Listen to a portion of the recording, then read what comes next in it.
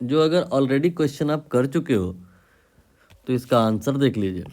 It will be last option, that is 10⁻⁹। Question क्या है? एक न्यूक्लियर रिएक्शन गिवन है जिसके अकॉर्डिंग ये दोनों अगर कंबाइन होंगे तो ये बनेगा। ये दोनों अगर, ये जो आपने अगर वर्ड बोला है यहाँ पर इसी पर फोकस करना है। ये दोनों कंबाइन होंगे कैसे? ये तब होंगे ना जब पास पास आएंगे। ये पास पास इतनी आसानी से नहीं आ पाएंगे। क्यों?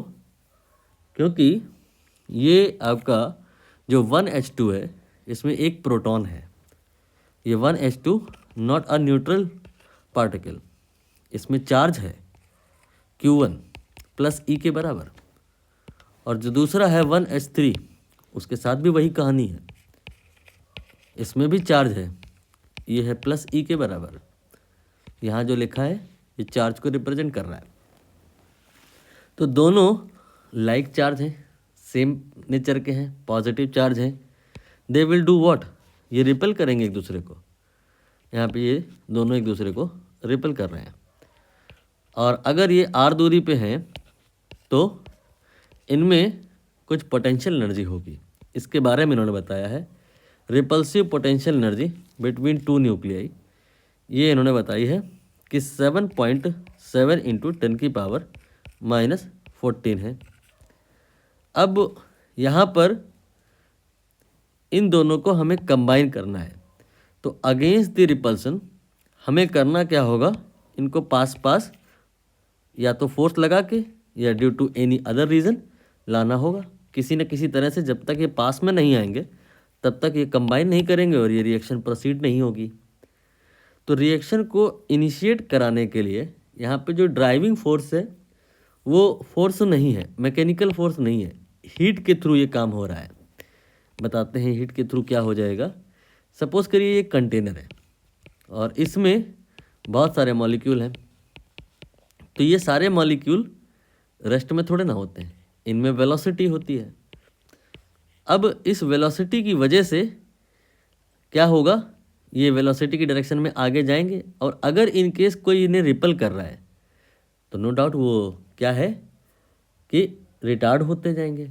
लेकिन अगर इसकी वेलोसिटी सफिशिएंट हो गई, पर्याप्त, तो ये काफ़ी हद तक उस दूसरे के पास पहुंच जाएंगे। जैसे यहाँ पर अगर हम बात करें तो ये 1H2 शुरुआत में मान लो 1H3 से काफ़ी दूर था, लेकिन क्या है, बिकॉज ऑफ टेम्परेचर इसमें वेलोसिटी होगी। और अगर टेम्परेचर हाई है तो वेलोसिटी ज़्यादा होगी। नो डाउट ये रिपल करेगा इसको, लेकिन वेलोसिटी हाई होने की वजह से ये अंदर घुसा चला आएगा, रिटार्ड होता जाएगा लेकिन अंदर आता जाएगा। इसकी वेलोसिटी या you can say thermal agitation की वजह से एनर्जी इसमें इतनी ज़्यादा रहेगी कि इसको जो मिनिमम डिस्टेंस या क्लोजेस्ट अप्रोच चाहिए रिएक्शन को इनिशिएट करवाने के लिए, वो इस वेलोसिटी की वजह से एक्वायर हो जाएगी। For example suppose r0 here is the distance required to initiate the reaction between these two. तो ये r0 डिस्टेंस अगर वेलोसिटी काफ़ी ज़्यादा है तो अप्रोच हो जाएगी, इसकी वेलोसिटी 0 इस लाइन के पहले नहीं बाद में जाके कहीं होगी, तो ये r0 डिस्टेंस तक अप्रोच कर लेगा और रिएक्शन इनिशिएट हो जाएगी। कहानी आई होप आपको क्लियर हो रही होगी। मतलब इन शॉर्ट ये है कि हमें इसमें काइनेटिक एनर्जी शुरुआत से इतनी ज़्यादा दे के रखनी है कि ये इस बाउंड्री लाइन को क्रॉस कर जाए। बाउंड्री लाइन पे जो पोटेंशियल एनर्जी है ये उन्होंने बता दी है। मतलब शुरुआत की जो काइनेटिक एनर्जी है वो अल्टीमेटली लास्ट में पोटेंशियल एनर्जी के बराबर होनी है। तो काइनेटिक एनर्जी 3/2 kT होती है बिकॉज ऑफ टेम्परेचर, और इसे आप पोटेंशियल एनर्जी उससे बराबर कर दीजिए। यहाँ पर एक गलती हो रही है, हालांकि अगर कर भी दें तो कोई फ़र्क नहीं पड़ेगा विशेष, क्योंकि एग्जैक्ट आंसर नहीं पूछा है, नियरली बात हो रही है। यहाँ पे ऐसा नहीं होने वाला है कि केवल इसमें मोशन हो रहा है और ये रुका हुआ है। यहाँ पर बिकॉज ऑफ टेम्परेचर ये दोनों एक दूसरे की तरफ अप्रोच करेंगे, तो काइनेटिक एनर्जी जो आपने लिखी है इसमें 2 से मल्टीप्लाई करना पड़ेगा, ये आ जाएगा 3 kT। 3 kT because of temperature जो काइनेटिक एनर्जी है सिस्टम में वो आफ्टर ऑल पोटेंशियल एनर्जी में कन्वर्ट हो जाएगी, यानी कि U के बराबर। अब K की वैल्यू रख लो 1.38 इंटू 10⁻⁻23 एंड जो आपका टेम्परेचर है वो तो निकालने को है, और ये आएगा 7.7 इंटू 10⁻⁻14।